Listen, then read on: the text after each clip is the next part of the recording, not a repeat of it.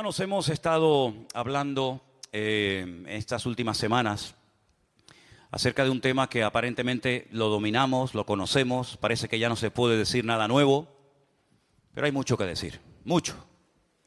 Y aparte es bueno recordar lo que la Biblia dice acerca del tema de la carne y del espíritu.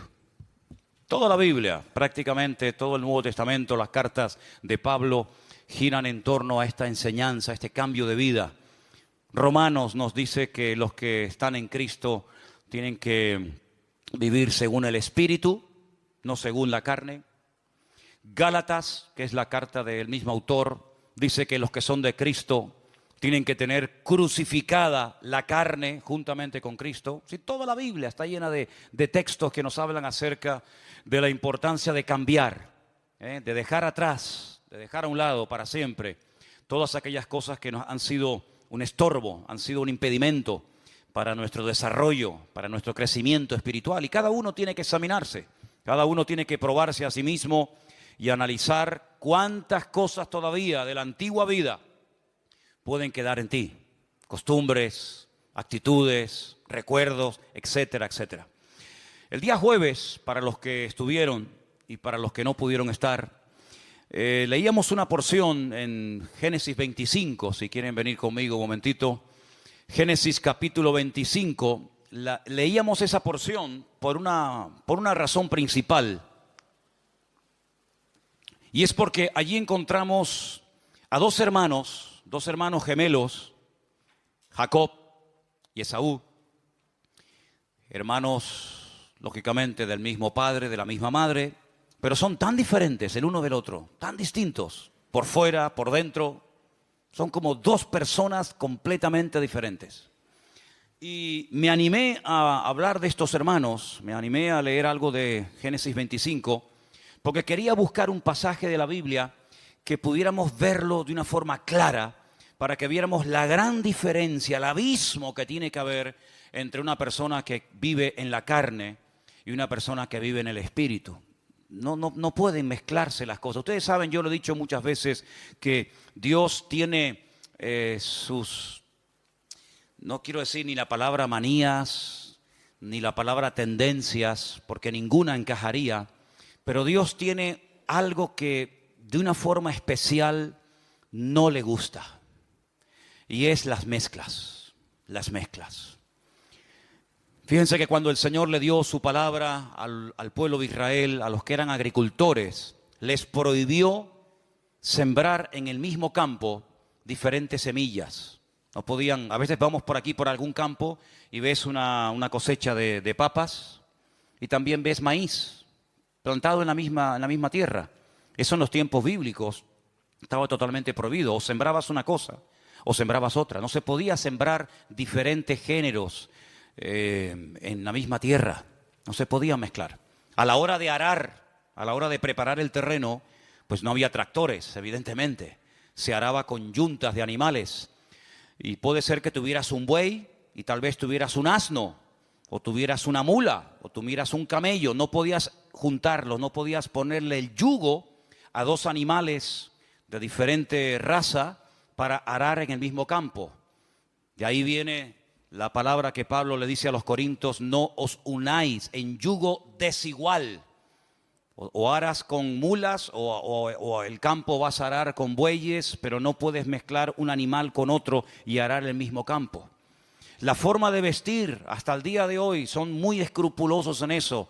No se puede vestir con ropas de diferentes materiales. No te puedes poner ropa de lino y ropa de lana, o ropa de seda y ropa de algodón. A lo mejor el pantalón es de un material y la camisa es de otra. Eso estaba totalmente prohibido, y hasta el día de hoy en el pueblo de Israel eso se lleva a rajatabla. Los injertos, algo tan común, ¿verdad? Hoy en día. A veces uno está comiendo una pera, pero a lo último que sabe es a pera. Te sabe a cualquier otra cosa menos a pera, por el tema de los injertos. En la Biblia estaban totalmente prohibidos los injertos. Y así podríamos hablar de docenas y docenas de cosas que la Biblia prohibía mezclar. Y una de las cosas que no podemos mezclar, ni pretender vivir un poco en la carne y un poco en el espíritu, es totalmente una cosa opuesta a la otra. Y por eso en Génesis capítulo 25 vimos el nacimiento y la vida de estos dos hermanos gemelos tan diferentes entre sí. Vamos a volver a leer la porción, por favor, para recordar un poco lo que hablamos el jueves antes de entrar en materia. En Génesis capítulo 25, dice la Biblia en el verso 21 que Isaac oró al Señor por su mujer, que era estéril, y lo aceptó el Señor y concibió Rebeca, su mujer. Ahí estuvimos analizando las palabras claves en hebreo, en el texto original, para ver la diferencia. Y decíamos que sí, él oró, pero la forma como está la palabra nos da a entender de que no fue una oración superficial, una oración así por encima, sino una oración ferviente, una oración con ganas, una oración con fervor. Y dice que el Señor oyó, el Señor aceptó. Y vimos también que la palabra, lo explicamos bien el jueves, es que Dios se dejó convencer por la oración que Isaac le presentaba al Señor. Es decir, Isaac oraba. Evidentemente tuvo que presentar algunos argumentos, como por ejemplo que era el hijo de la promesa, era el hijo de Abraham y cualquier otro argumento más. Y dice la Biblia que el Señor dice, está bien, digamos que entre comillas, ¿no? Entre comillas, me has convencido. ¿Qué quieres? ¿Quieres ser padre? ¿Quieres que sane a tu mujer? Venga, te lo concedo. Entonces vemos que este hombre no oró de una forma superficial, de una forma religiosa, sino que se metió en serio con Dios. Y esta oración la hizo, dice la Biblia, cuando tenía 40 años. Esa es la edad con la que se casó este hombre, Isaac, 40 años. Y dice que cuando nacen sus dos hijos, Jacob y Esaú, tiene 60 años. ¿Quiere decir esto que estuvo 20 años orando? ¿O quiere decir esto que durante muchos años no oró y no le dio importancia a esta situación, pero llegó un momento en el que él oró?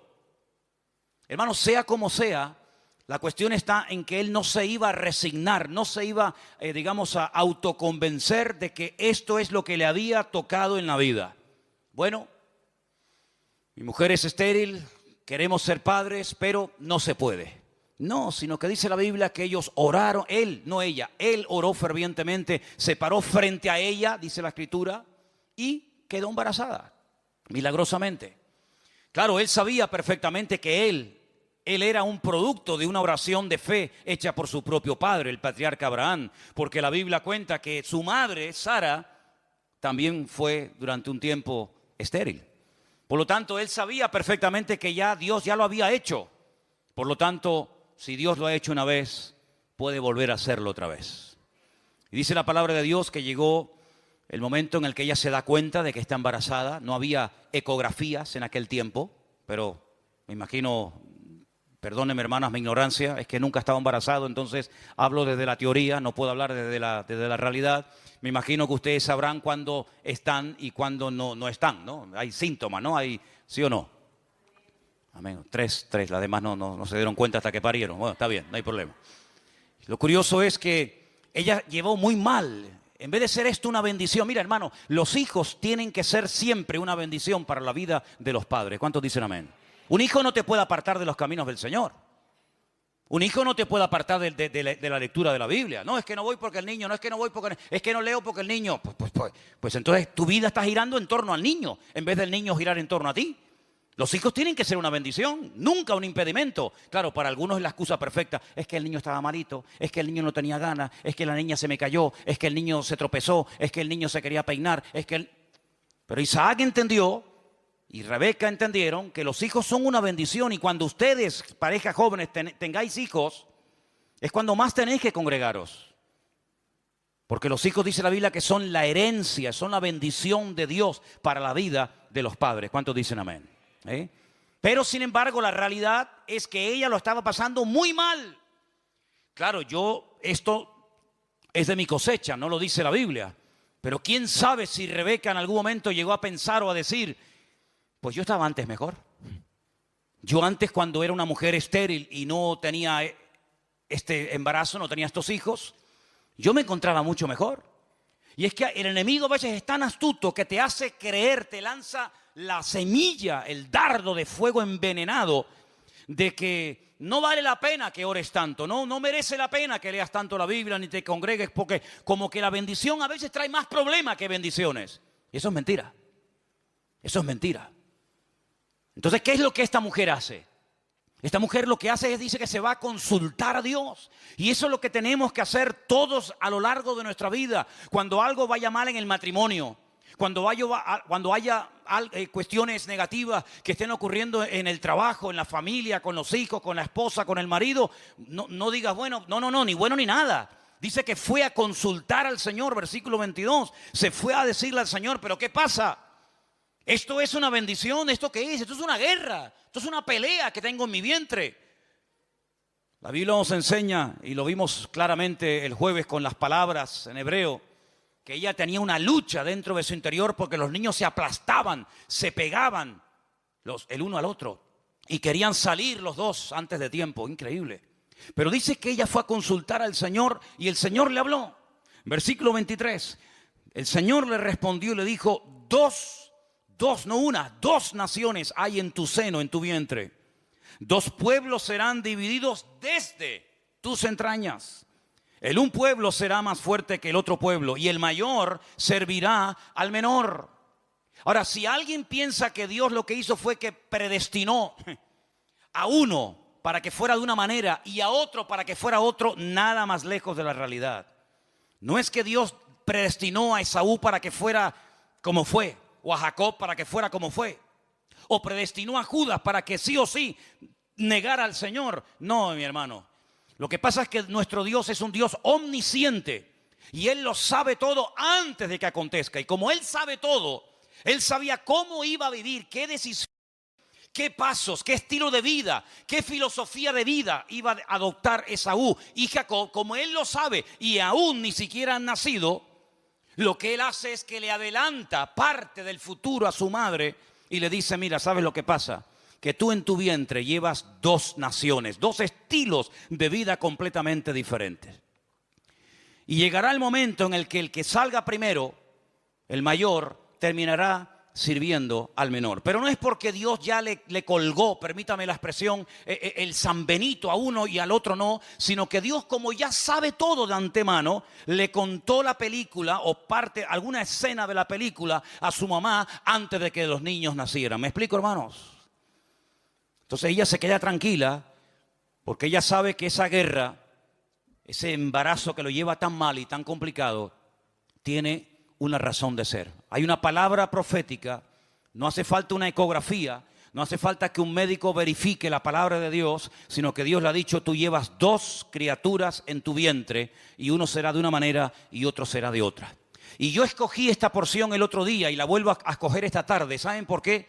Porque tenemos que tener bien claro lo que es la carne, cómo se comporta, cómo piensa, cómo actúa, a dónde nos quiere llevar, qué consecuencias a corto y a largo plazo hay para una persona, para una familia, para un matrimonio que quiera vivir en la carne constante y permanentemente, y qué consecuencias y qué cosas buenas y cuántas puertas en la vida se pueden abrir si tomas el camino, si tomas la senda de vivir en el Espíritu.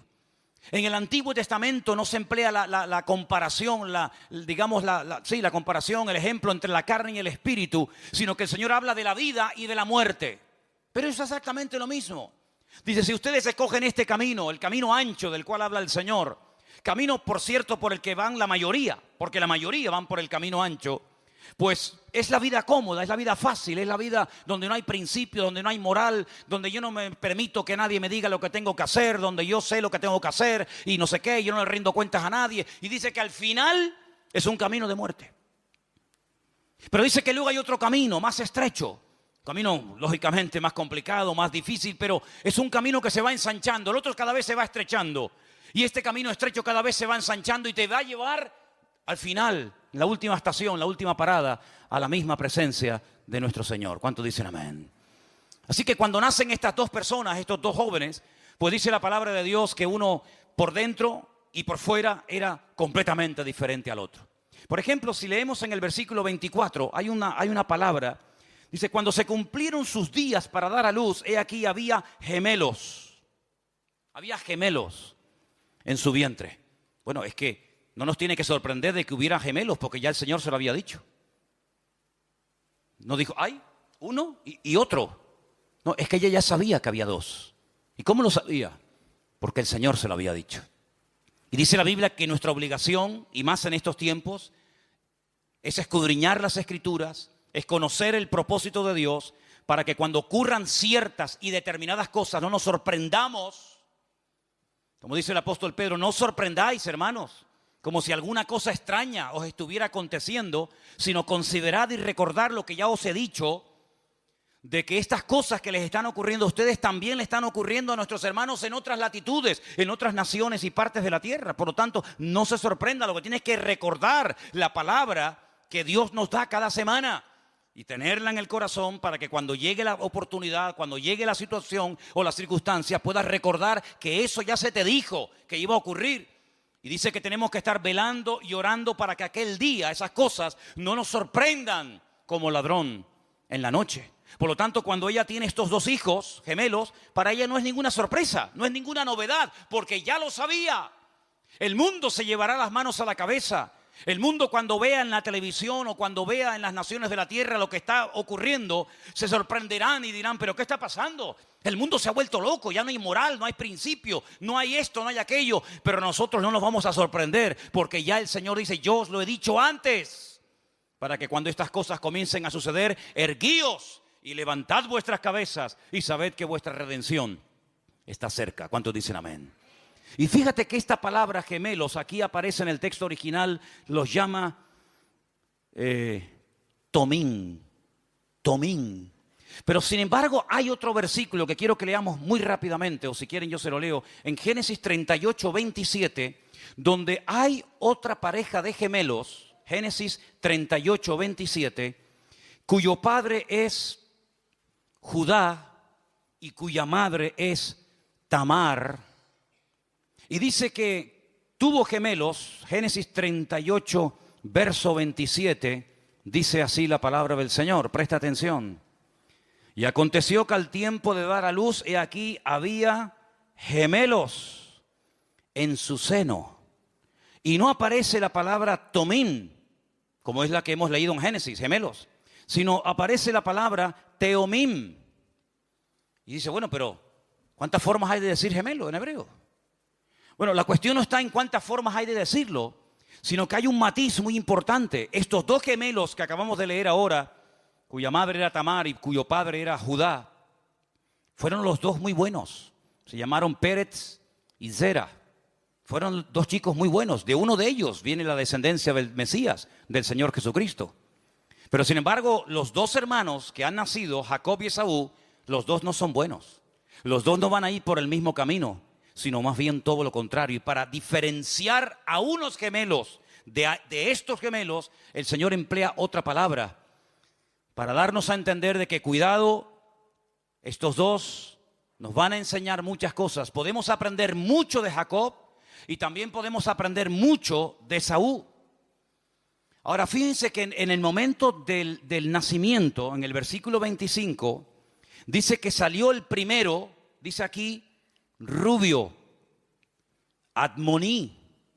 Y la palabra Admoní realmente no es rubio, es pelirrojo o rojizo.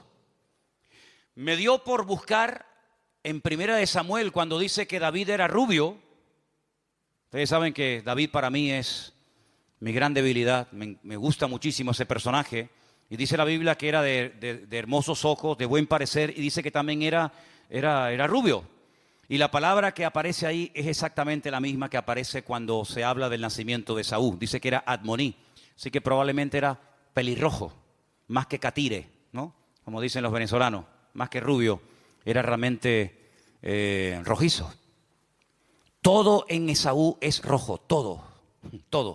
Dice que se le llegó a llamar Edom, que significa rojo. Su piel, su pelo, todo era rojo. Y es que lo natural es un reflejo de lo espiritual.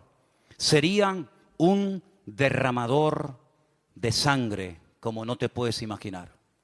El libro de Hebreos lo define como un profano, como una persona que era el primogénito, Bejor, y no quería la verajá. Si la palabra bejor, primogénito, con verajá están entroncadas. Son palabras que casi se escriben igual. Y él era el primogénito y tenía el derecho de poder heredar 3/4 partes de la herencia que en el futuro dejaría a su padre para él y para su hermano. Él como primogénito podría heredar 3/4 partes y la otra parte para el menor. Pero no solamente eso, sino que a la hora de la despedida, su padre pondría las manos sobre su cabeza y le transmitiría la bendición. Y esto es lo más importante, porque uno en la vida puede tener más o menos. Puedes tener mejor coche o peor coche, mejor casa o menos casa, mejor ropa o peor ropa. Eso es lo de menos, porque el hombre, el valor no es lo que tiene. ¿Estamos de acuerdo? Sino lo que es. Y Esaú era un hombre carnal. Esaú era una persona que realmente era un desastre, permítame. Pero cuando el padre orara por él y le transmitiera la bendición, su vida iba a cambiar completamente. Porque dice la Biblia que lo que enriquece, y lo dice Proverbios, ustedes lo saben, lo que enriquece la vida de un hombre no es lo que tiene, sino es la bendición de Dios. Por eso hay gente que tiene un patrimonio tremendo, tienen casa, tienen dinero, tienen joyas, tienen, pero no tienen lo principal, que por cierto no se puede comprar con dinero, y es la bendición de Dios. Así que hay gente que tiene cosas, pero no tiene la bendición de Dios. Pero teniendo la bendición de Dios, uno lo tiene todo. ¿Cuántos dicen amén? Porque años más tarde, 20 y tantos años más tarde, cuando se produce el reencuentro, cuando viene Jacob de la casa de Labán, casado con sus mujeres, con sus hijos, y se encuentra con Esaú, que viene con 400 hombres armados. Y Jacob tiembla porque dice: este hombre viene a por mí, a matarme. Cuando ellos se encuentran, pues allá hay un juego de palabras muy bonito y muy interesante, porque Esaú dice: yo tengo de todo. Y Jacob le dice: yo tengo todo gracias a Dios. Como diciendo: tú tienes de todo, pero tú no tienes la bendición. Yo tengo todo y tengo encima la bendición de Dios. Y por eso es un hombre que llegó a pelear físicamente, dice la Biblia, con un ángel, con un varón, porque él le dio valor a lo largo de toda su vida a tener la bendición de Dios. Yo creo que algunas personas, si tuvieran más la bendición de Dios, no se afanarían tanto por tener y por conseguir tantas cosas en la vida. Hay gente que toda la vida se la han pasado peleando para tener y tener cosas, para llegar a una edad en la vida y tener una estabilidad, una especie de bienestar.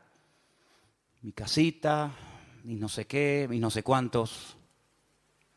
Pero nunca han peleado con la misma fuerza y con la misma intensidad para tener la bendición de Dios. Y Jacob fue un hombre que peleó.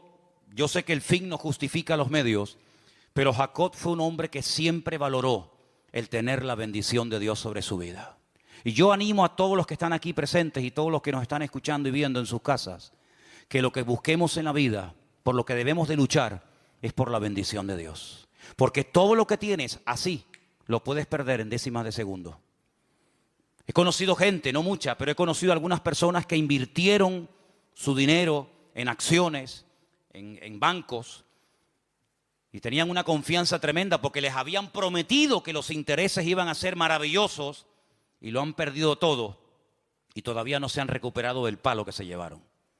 Pero cuando Dios te da una bendición, nada ni nadie te la puede quitar. Ningún banco, ningún hombre, ninguna mala mujer, ningún mal amigo. Nadie te puede robar la bendición de Dios. Porque dice la Biblia que Dios no añade maldición con la bendición. ¿Cuántos dicen amén?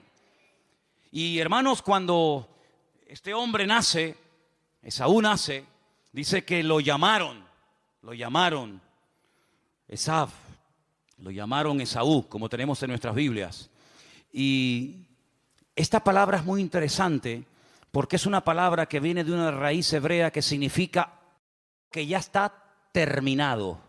El nombre Esaú, de Esaú, viene de algo que da a entender como que ya está terminado, ya está hecho, ya está completo. ¿Qué es lo que quiere decir la Biblia? No se sorprendan por lo que les voy a decir. Cuando vieron el cuerpo de Esaú tan peludo, dijeron: es como un hombre en el cuerpo de un bebé. Eso fue lo que pasó cuando vieron a Esaú. Por eso dice que lo llamaron. Dijeron, ahí va, es un Esaú. Es un hombre terminado en un cuerpo de un niño pequeñito, de un bebé. Qué cosa tan curiosa, ¿no? Es decir, ya está todo terminado.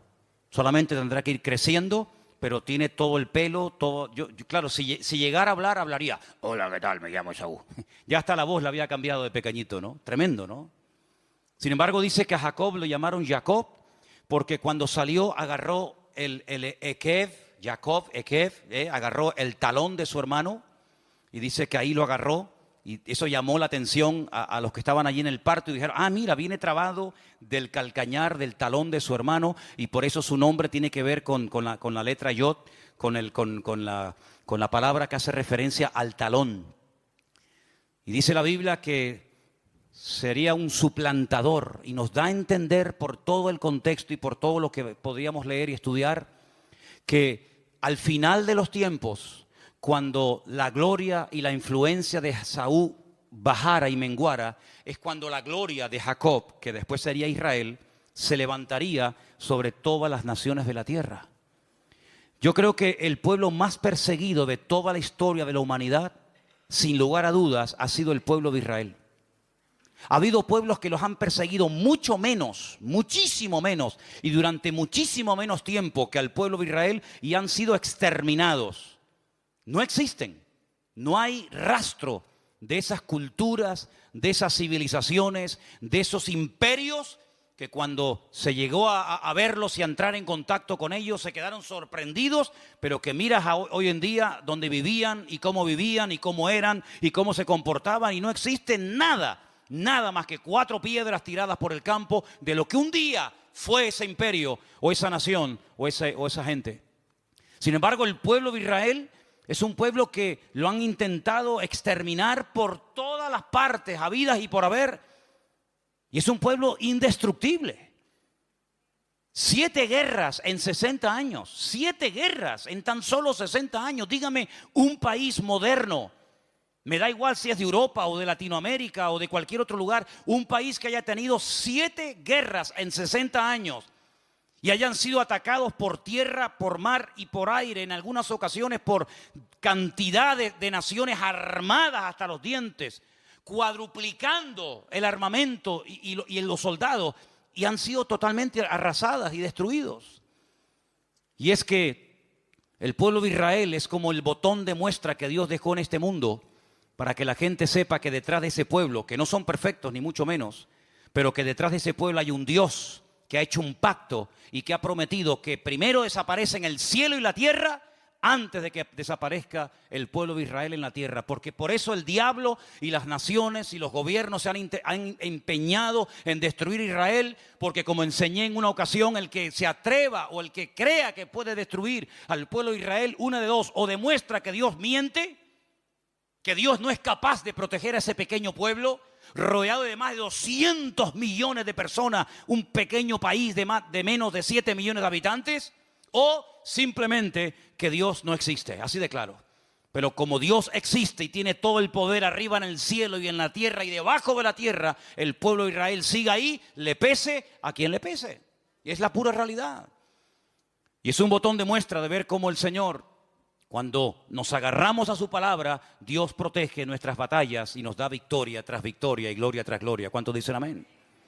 Ahora, me llama mucho la atención que en la porción que se leyó esta tarde, que nuestro hermano Luis leía en 1 Corintios capítulo 3, Pablo utiliza una palabra para dirigirse a un grupo de creyentes, a una comunidad, a una iglesia, y los llama carnales. ¿Pueden abrir 1 Corintios 3, por favor? Pablo dice que son unos niños, pero ¿son cristianos o no? ¿Son creyentes o no? Sí, son creyentes. No se cuestiona la salvación de la iglesia de Corinto. Son creyentes, sí, claro. Capítulo 1 dice el apóstol Pablo, nada os falta en ningún don. Son creyentes, ya lo sé. La mayoría de ellos están bautizados. Son miembros, por decirlo en términos modernos, activos de la iglesia de Corinto. Pero dice en 1 Corintios capítulo 3, versículo 1, Ahí lo tenemos. De manera que yo, hermanos, no pude hablaros como a espirituales, sino como a carnales. Carnales. Como a niños en Cristo. ¿Y en qué se basaba Pablo para decir a la iglesia que sois unos carnales, que sois unos niños? Que no estoy tratándoles como si fuerais inconversos. Yo sé que no sois inconversos. El problema vuestro no es que sois inconversos. El problema vuestro es que no habéis crecido, no habéis madurado. Os habéis quedado estancados y sois carnales y sois niños en Cristo. El siguiente versículo, el versículo 2, nos da algunos argumentos en los que se basa el apóstol Pablo para llamar a estos hermanos niños y carnales. Dice, os di a beber leche y no vianda, porque aún no erais capaces ni sois capaces todavía. No es un problema del pasado, es un problema del presente actual. Porque aún sois carnales. Y ahora escucha, pues habiendo entre vosotros celos, contiendas, otra versión dice cismas, divisiones, disensiones, ¿no sois carnales y andáis como niños? Es decir, que cuando una persona tiene problemas con los celos, aunque se llame cristiano, es una persona que le está dando lugar a la carne. Porque la semana pasada, desde este mismo púlpito, se leyeron algunas de las manifestaciones o de las obras de la carne. ¿Se acuerdan? Gálatas capítulo 5. Y una de las manifestaciones de una persona carnal es que tiene problemas con los celos. Ay, amigo. Y no solamente tiene problemas con los celos, sino tiene problemas con todo el mundo y sobre todo consigo mismo. Porque las personas con celos son personas con problemas de complejos. Tienen una falta de seguridad, una estima por los suelos, y entonces piensan que alguien les va a robar lo que tienen, les va a quitar lo que tienen, porque en el fondo tienen inseguridad. ¿Y qué es la inseguridad? Es la hija, es el hijo del miedo. El Señor miedo parió a la inseguridad. Y dice la Biblia que el perfecto amor echa fuera al temor. Es que el antídoto para quitarte el miedo, los celos, la envidia, todas esas cosas que son manifestaciones de la carne, ¿cuál es? El perfecto amor. ¿Y cuál es el perfecto amor? Es una relación, es una experiencia, es un encuentro con el Señor Jesucristo. Cuando tú lo conoces a Él y Él te conoce a ti y tú eres su hijo y Él es tu padre, ¿de quién vas a temer? Se teme en la vida de lo que Dios no nos ha dado, de lo que yo he conseguido. Hombre, claro, si tú has conseguido algo en la vida, tienes miedo a que te lo quiten. Pero si lo que tú tienes, Dios te lo ha dado, ¿quién te lo puede quitar? Solamente uno te lo puede quitar y se llama Dios. Pero Dios lo que da, no lo quita nunca. ¿Cuántos dicen amén? Cuando uno entiende esto y uno interioriza estas verdades, tú dices, miedo a que venga uno más guapo que yo y se lleve a mi mujer, pero si no hay nadie más guapo que yo.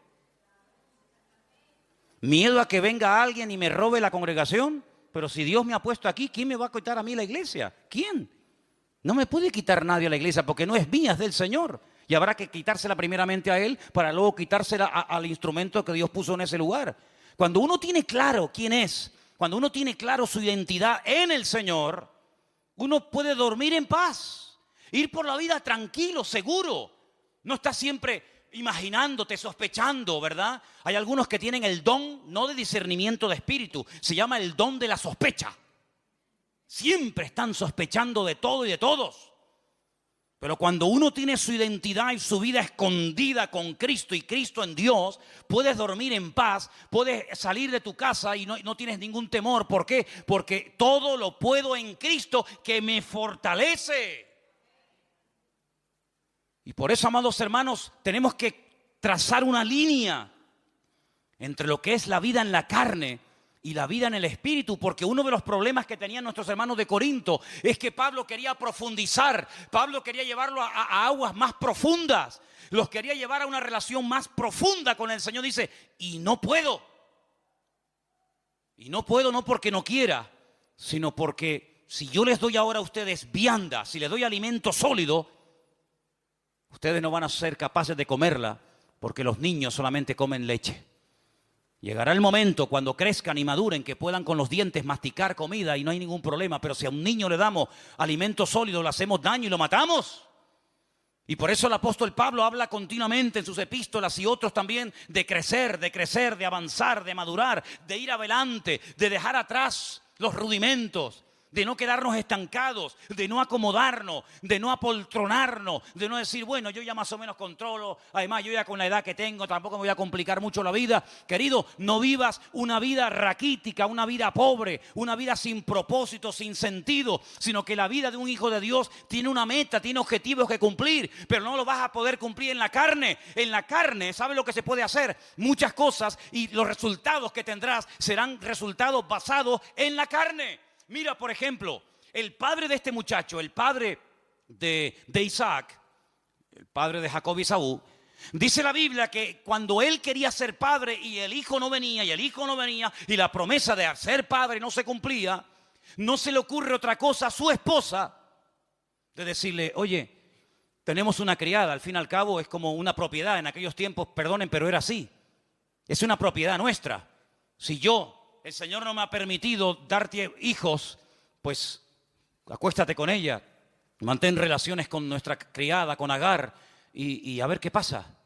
Oye, quedó embarazada enseguida. Y es que en la carne, tú y yo somos capaces de conseguir cosas en la vida. De hecho, hay gente que cuando vienen a la iglesia, cuando vienen a los pies del Señor, todo lo que tienen en la vida no los han conseguido por el Señor, lo han conseguido en la carne. Y es que en la carne uno puede decir, tengo esto y tengo y he hecho y construido y edificado y he ido para acá y he ido para allá y tienes todo tu currículum encima de la mesa.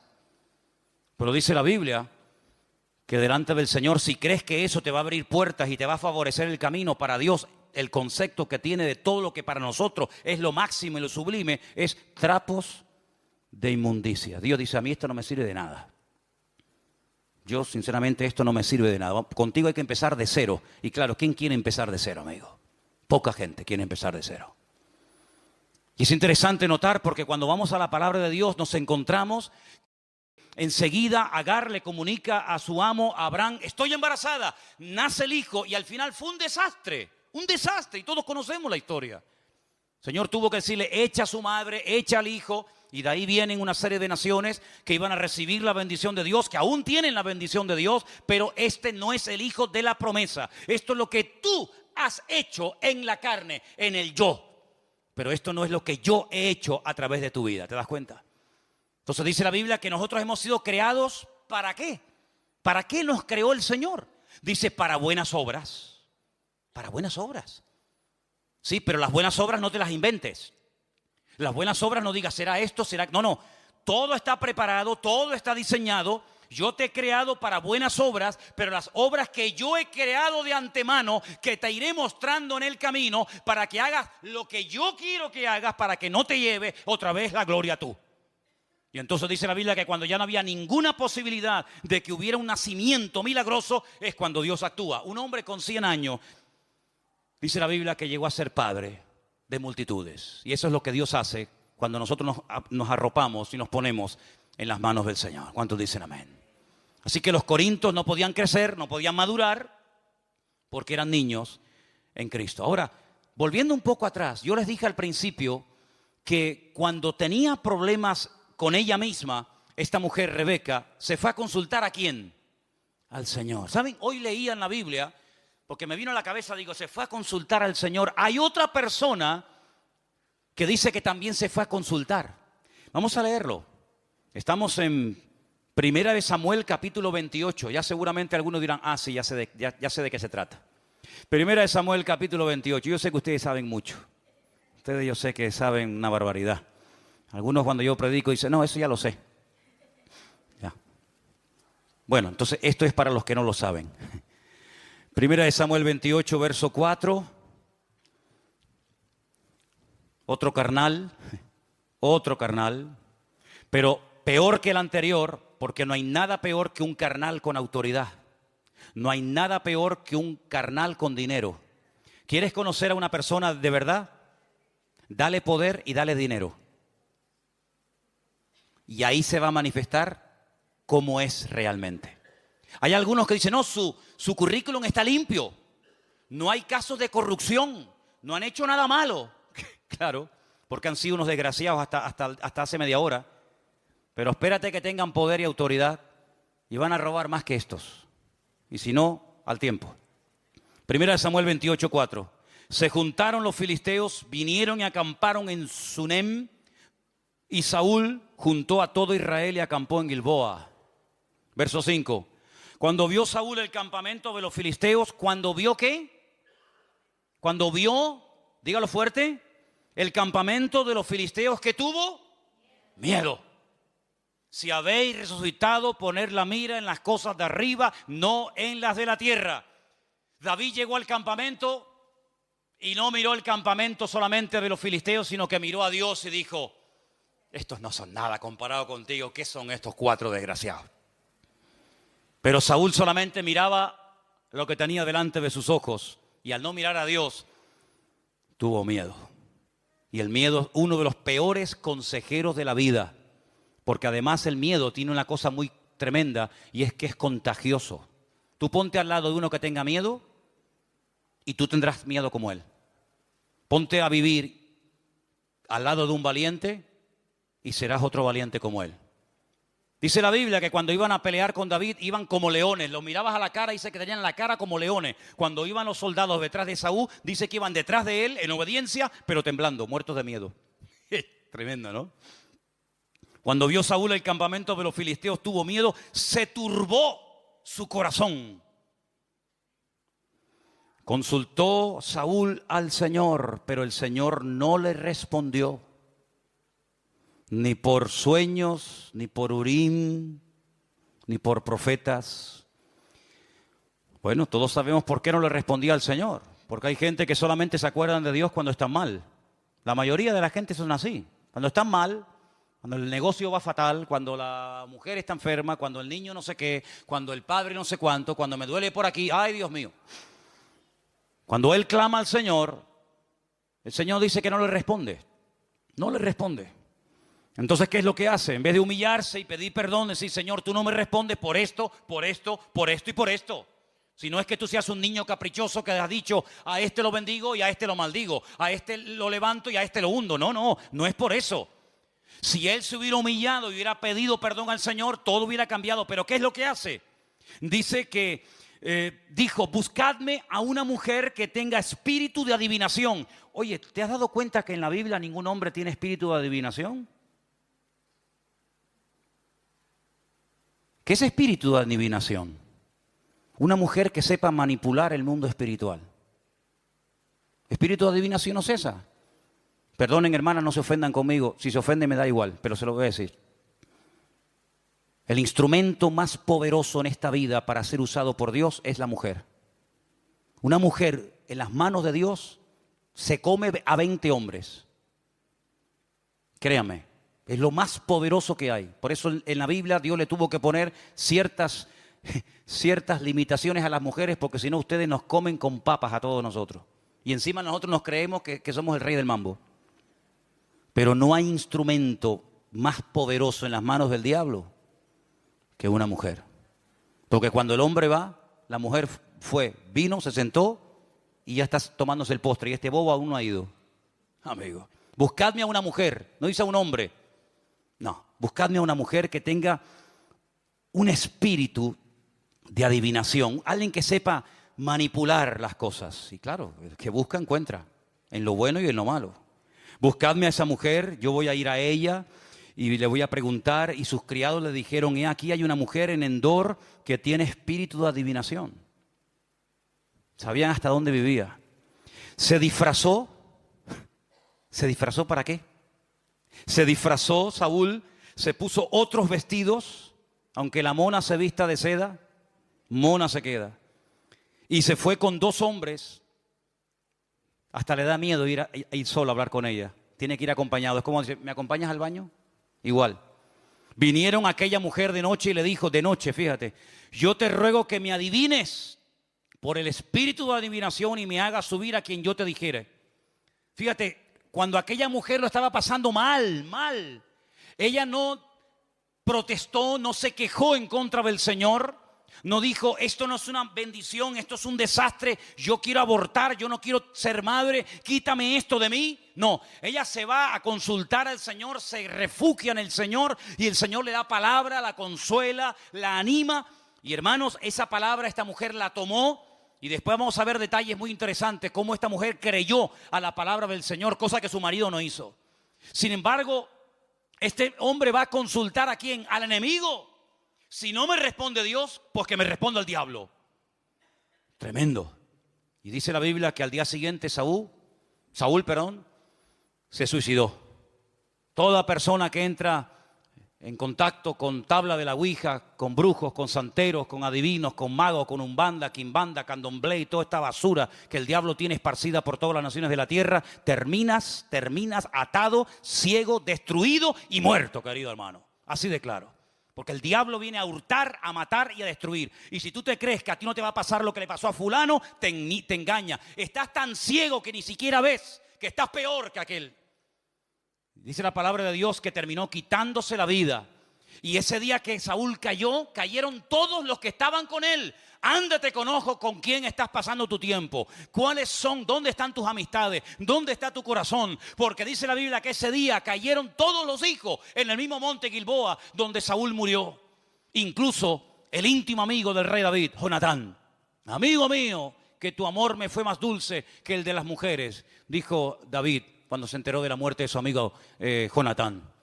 Así que, hermanos, una consulta a Dios, otro consulta al diablo, y el que consultó al diablo terminó sus días antes de tiempo, murió antes de tiempo, acortó sus años, porque cuando una persona desobedece a Dios, acorta sus años de vida. Uno dice, ¿cómo? ¿Qué cantidad de gente joven está muriendo, no? ¿No se han dado cuenta? Yo todos los días, o casi todos los días, leo las esquelas. Antiguamente la gente moría muy anciana, cada vez la gente te encuentras y dice, pero mira, un 24, 40, 28, 30 y tanto. Hermanos, cuando se juega con Dios, cuando se vive en el filo de la navaja, cuando se vive en la carne, estás acortando tus años de vida. Cuando el Señor te ha prometido unos años, pero tú por tu vida loca y por tu vida desordenada puedes morir antes de tiempo. Incluso arrastrar a otros contigo. Es que increíble lo que estamos hablando esta tarde, hermanos. Porque Dios es el Dios de la vida, no el Dios de la muerte. ¿Cuántos dicen amén? Algunos se inmolan y algunos matan a otras personas siendo jóvenes, creyendo que están dándole un servicio a Dios y lo que están haciendo es poner sus vidas al servicio del diablo. Porque jamás el Señor va a utilizar la muerte como una bendición, como un medio para llegar a su presencia, ni mucho menos. Ahora fíjate qué curioso, cuando Isaac está a punto de morir, lo leía hoy esta mañana en casa. Dice la palabra de Dios que le dice a Esaú, Esaú, ven un momento, vete, prepárame comida, tráemela, que te voy a bendecir. Es curioso porque la Biblia dice que esa conversación, su mujer, Rebeca, la oyó. Qué cosa, ¿eh? Ten cuidado lo que hablas, amigo. Ten cuidado lo que hablas. Vete rápido a coger algo en el campo para que me des de comer para bendecirte. Pero ¿cómo vas a bendecir a Esaú, Isaac? ¿Cómo lo vas a bendecir? Si tú sabes que hace años atrás tu mujer fue a consultar la presencia de tu Dios y le dijo el Señor a tu esposa, por lo tanto a ti también, que el mayor serviría al menor. ¿Pero qué estás haciendo? ¿Vas a bendecir al carnal en vez de al espiritual? ¿Qué estás haciendo? Estás tirando las perlas a los cerdos. Eso es lo que dice la Biblia. Y entonces Rebeca le dice a Jacob, ven y hazme caso. Vete y prepara comida para tu padre para que te bendiga antes de morir. Y cuando te llame tú entras y te haces pasar por tu hermano. Y le dice, pero madre, si mi hermano es un oso, es todo peludo. Yo soy lampiño, yo no tengo pelo. Tú hazme caso, tú ponte en mis manos que yo te voy a decir, vamos a arreglar todo para que te lleves la bendición. Porque, hermanos, yo sé que el fin no justifica los medios, lo quiero dejar bien claro, pero ¿saben qué? Estas personas pelearon toda su vida, su madre y el mismo Jacob, para tener la bendición de Dios. Porque hoy en día usted puede con dinero comprar muchas cosas. Hoy en día con dinero te puedes pegar el lujo, el capricho de irte de vacaciones, de viajar, de comprar, etcétera, etcétera. Pero hay algo que no se puede obtener con todo el oro y el dinero del mundo, y es la bendición de Dios. Y el único que te puede bendecir es tu Padre. Y quiero que entres a su presencia y Él te imponga las manos y te transmita bendición. Y además de todo eso, aparte de la palabra que Dios ya había hablado, no se olviden ustedes que hay un detalle muy interesante. Y es que cuando viene Esaú del campo y le dice a su hermano, tengo hambre, dame de comer. ¿Saben lo que dice el texto original? Échame la comida en la boca. ¿Ustedes no han visto esas imágenes de esos chicos que le ponen una manguera con en las palmas llaman fonil, un embudo? ¿Cómo lo llaman en Colombia? Embudo. Entonces, ¿por qué se ríen? El embudo, ¿no? Y entonces empieza uno con una botella de coñac, otro de ginebra, uno de ron y otro de vodka, así clac, clac, clac, clac, clac, clac, clac, clac, clac, clac, clac, clac, clac, clac. Dice, ay del que es valiente para beber. Ay de los valientes para emborracharse. Ay de ellos. Valientes para eso y cobardes para servir a Dios. Tremendo, ¿no? Y caen, ¡pum!, en coma etílico. El gran valiente. Tremendo, ¿verdad? Pues Esaú llega y le dice al hermano, échame la comida. Así le dice, échame de ese guiso rojo. Y lo menciona 2 veces. Échame en la boca como si fuera un animal. Tírame así la comida de esas lentejas rojas. Y Jacob le dice, está bien, a cambio de algo, la primogenitura, amigo. Y dice Esaú, ¿y yo para qué quiero la primogenitura? ¿De qué me va a servir a mí si yo dentro de unos años voy a morir? ¡Qué visión tan corta! La persona carnal no tiene visión de futuro. Es una persona que vive solamente el día a día y no le interesa nada más. No le interesa dejarle una herencia espiritual a su familia. No le interesa. Todo lo basa en lo material, todo lo basa en estudio, en carrera, en dinero, no sé qué. Sin embargo, dice Jacob, bueno, lo que tú no quieres, dámelo a mí. Y dice que le vendió su primogenitura por un plato de lentejas. Ese es el valor que le está dando a la bendición de Dios. Hermanos, ¿ustedes valoran la bendición de Dios? ¿Para ustedes es importante la bendición de Dios? ¿Es importante tener una iglesia? Pues cuídenla y peleen por ella. ¿Es importante que ustedes en su vida tengan a unos pastores? ¿Sí o no? Pues cuídenlos. Cuídenlos. Es importante tener instrumentos y tener un lugar donde reunirnos y tener una página web que podemos bendecir al mundo. Es importante las bendiciones que Dios nos está dando, pues pelee por ellas. Dice hasta la sangre si hace falta pelear por la bendición de Dios. Eso es lo que Pablo dice al final de su vida. He peleado. ¿Pero qué has peleado? ¿Por qué has peleado? ¿Te has reventado para qué? ¿Para qué te has reventado? No, yo me he reventado y he peleado la buena batalla.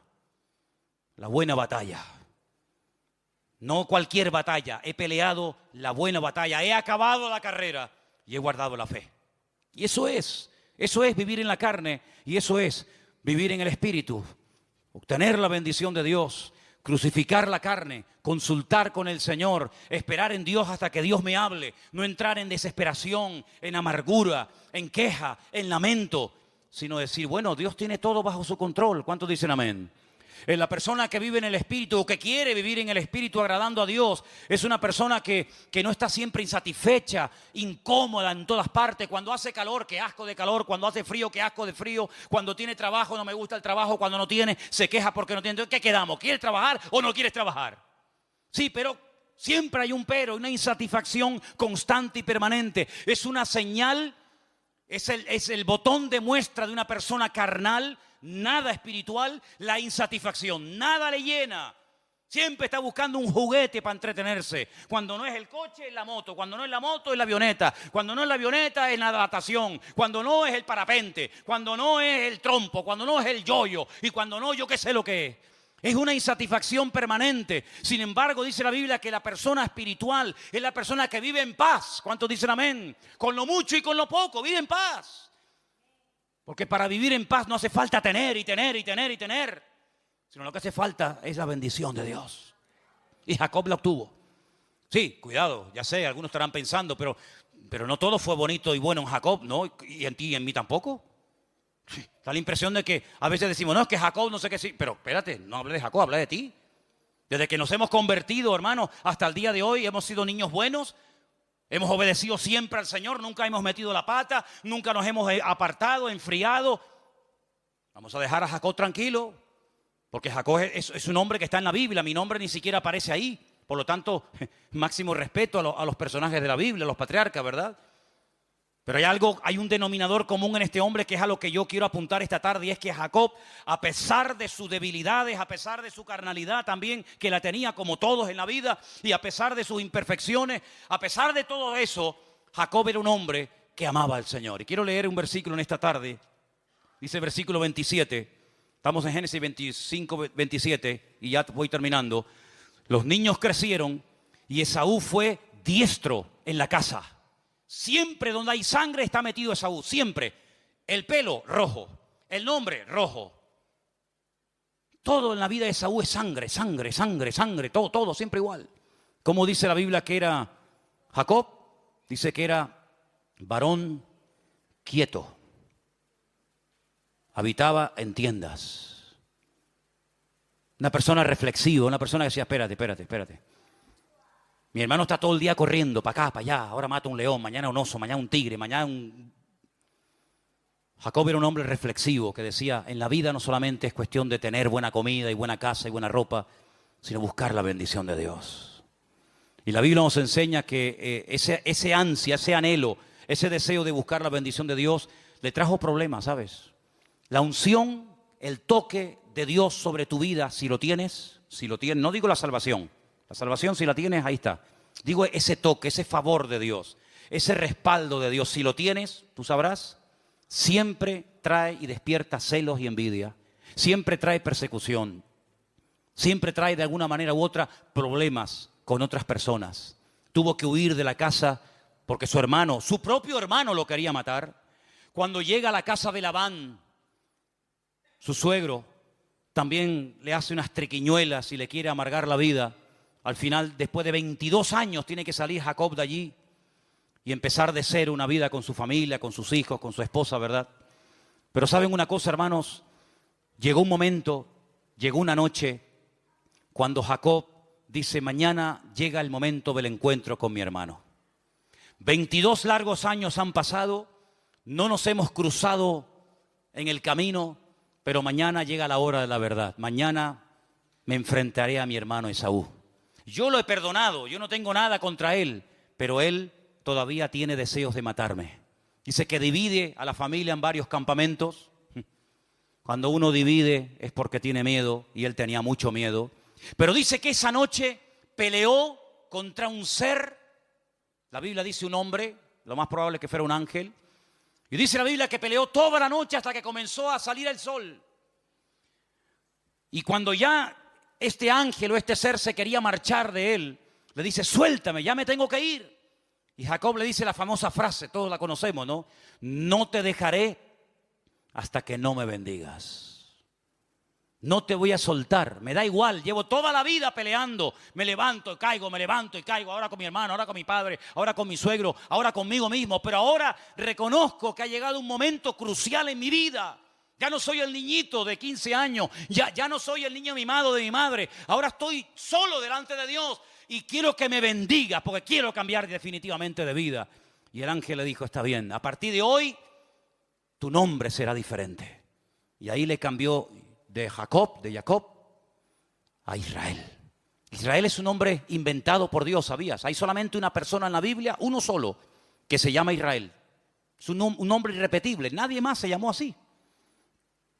Con cada una de las letras podemos encontrar todo el árbol genealógico de Israel.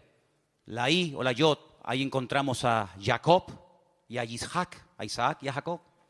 Con la letra Shin, pero con sonido S, encontramos a Sara, ¿verdad? Con la letra Resh de Ra, ¿verdad? Encontramos a Rebeca y a Raquel. Con la letra Aleph de él encontramos al patriarca Abraham, y con la letra Lamed de Israel encontramos a Lea, y es un nombre en que aparecen los patriarcas y las matriarcas. Y yo hoy te cambio el nombre, pero dice la Biblia que le tocó aquí